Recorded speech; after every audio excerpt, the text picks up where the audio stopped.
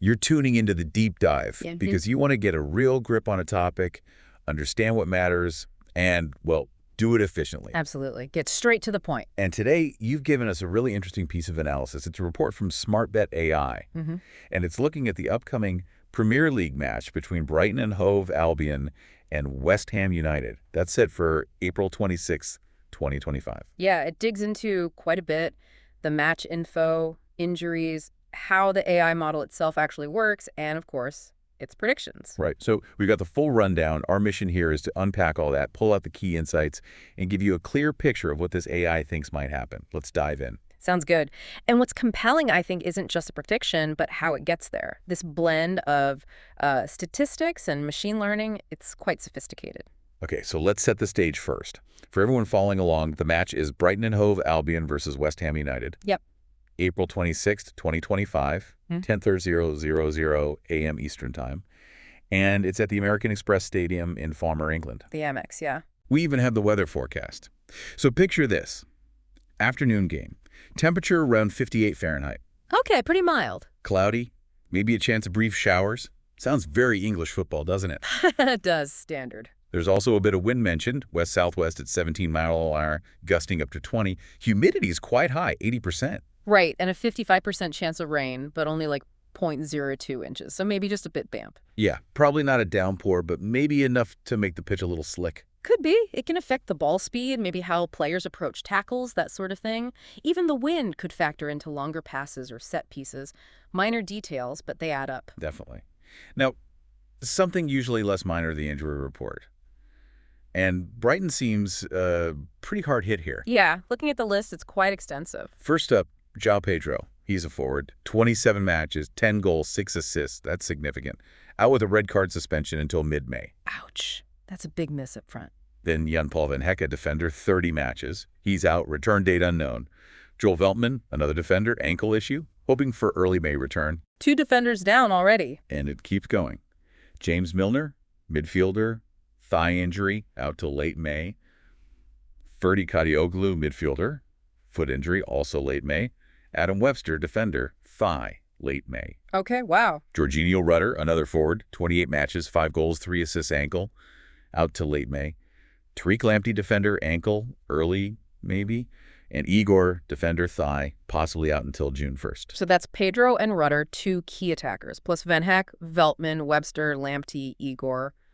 A lot of defenders. That's really going to impact their selection, surely. You'd think so. Losing that much attacking threat from Pedro and Rutter alone feels like a huge blow. And the defensive absences pile up too. Absolutely. It forces a complete rethink, tests their depth significantly. How they line up, especially in attack and defense, will be very interesting. Okay, let's switch to West Ham. Their list seems shorter. A bit, yeah. Maxwell Cornet, forward, only 2 matches played though. Thigh injury, but the expected return is listed as April 26th, so maybe he makes it. Touch and go. Could be. Might be fit for the bench, perhaps. We'll have to see. Then C. Somerville, midfielder, 19 matches, 1 goal, 1 assist. Also a thigh injury. Looks like he's out until early May. Okay, so he's definitely out for this one. And Mikel Antonio, forward, 14 matches, 1 goal, 1 assist. He's listed as other for the reason, expected return June 1st. So he's out too. Right. So while it's not as long a list as Brighton's, losing Antonio is still, a factor. He provides that physical presence, holds the ball up. Somerville's absence in midfield is a loss too. And the uncertainty around Cornet adds another question mark for them. Exactly. Their attacking options are affected, just maybe not quite as drastically as Brighton's seem to be on paper. All right, so that's the context. We've got the teams, the time, the place, the weather, and importantly, who's likely missing. Key information for any prediction model. Definitely. So let's get into how this SmartBet AI actually does its predicting. The report says it uses a combination of things. Statistical models like Poisson regression and machine learning models. It mentions random forest, XGBoost, and an MLP neural network. Okay, can you break that down a bit? What's the difference in approach there? Sure. Think of it like this.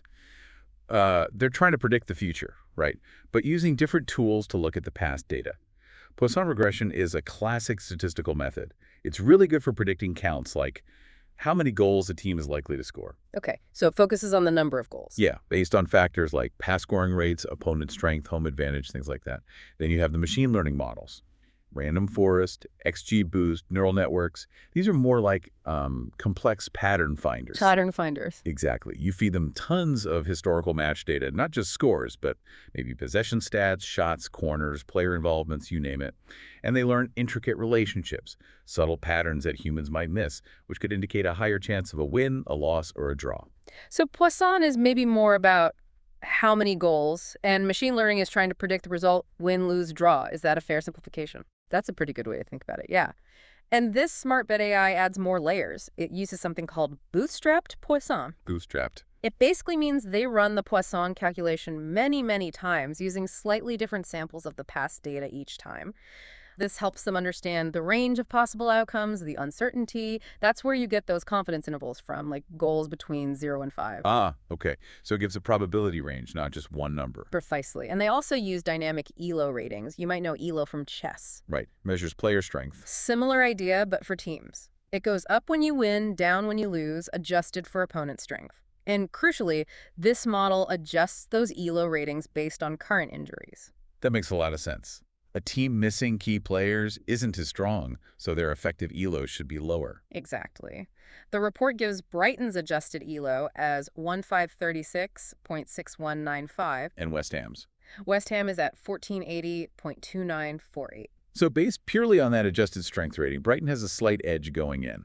According to the ELO system, yes. It suggests Brighton is the slightly stronger side, even with their injuries factored in to some extent. Okay, interesting. So let's look at the actual predictions now. The standard Poisson regression. Yeah. What did that say? It predicted home goals at 1.8 and away goals at 1.50. So quite close. A theoretical scoreline of like 1.8 to 1.5. Yeah. Again, slight edge to Brighton in expected goals. Mm-hmm. Then the bootstrap Poisson, the one that gives the ranges, Right. that came out with home goals at 1.77, but the 95% confidence interval was wide, 0 to 5 goals. 0 to 5. Okay. And for away goals, 1.53, with a confidence interval of 0 to 4 goals. So again, the averages are similar, but the potential outcomes could be vastly different. That really underlines the uncertainty, doesn't it? It really does. Football scores are notoriously hard to predict precisely, and when they run Monte Carlo simulations based on these probabilities, essentially simulating the match thousands of times. What's the most common result? The most likely final score that pops up is home team 1, away team 1, a draw. A 1-1 draw. Okay, so the statistical modeling, after all the simulations, points towards a draw as the single most likely scoreline. Based on that simulation method, yes. But here's where it gets, well, confusing or maybe just more interesting. The machine learning models didn't all agree, did they? No, they didn't. This is where you see the different opinions of the algorithms. So the random forest model, what did it predict? Random forest predicted a draw, Okay, aligns with the Monte Carlo result. but then XGBoost, another powerful machine learning technique. It predicted an away win for West Ham. An away win, okay, so that disagrees. And finally, the MLP neural network, it predicted a home win for Brighton. A home win. So we have draw, away win, home win. One prediction for each possible outcome from the 3 main ML models. Exactly. It's actually fascinating. It tells us that depending on which patterns or features each specific algorithm prioritizes, you can get different conclusions from the same underlying data. Why would they differ so much? Any ideas? Well, it's hard to say exactly without seeing the model's internals, but you could speculate. Maybe Random Forest, predicting the draw, is weighing the home advantage against Brighton's significant injuries quite evenly. Okay. XGBoost predicting an away win might be picking up on something specific, maybe West Ham's record in similar away fixtures, or perhaps it weights Brighton's attacking injuries more heavily. Right, seeing Pedro and Rudder out as decisive. Possibly. And the neural network predicting a home win might be detecting more complex, nonlinear patterns. Perhaps it still sees underlying strengths in Brighton's playstyle or home performance that it believes will overcome the absences. So for someone listening trying to figure this out, we've got the stats guys leaning towards a tight game, maybe 1-1. Yeah, the Poisson and Monte Carlo point that way. But the advanced machine learning models are basically saying, well, actually, and pointing in 3 different directions. What's the main takeaway here? I think the key takeaway is that the situation is genuinely complex and uncertain. Brighton's injuries, especially attacking ones like João Pedro, are clearly a huge factor that different models are interpreting differently. And West Ham aren't at full strength either. Right. The AI is trying to balance Brighton's home advantage and slightly higher base rating against their significant injury list versus West Ham's own absences and away form.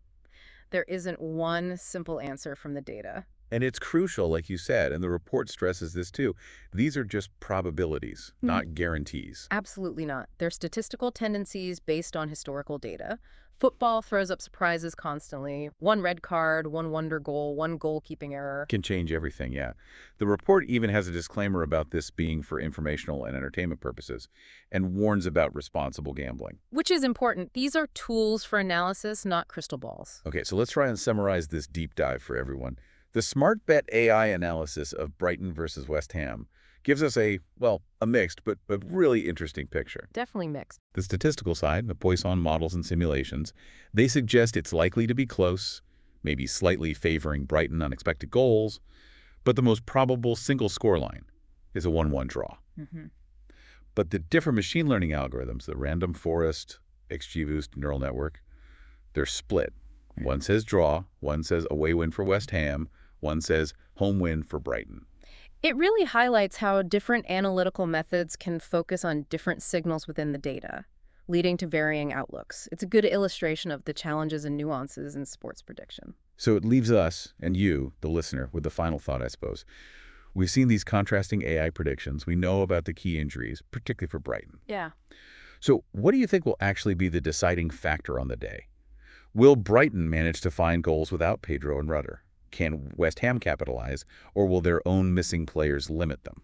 Or will it be something else entirely? That moment of magic or mistake that defies the stats. Exactly. It reminds us that even with all this data, the beauty of the game is its unpredictability. Thanks for joining us on this deep dive.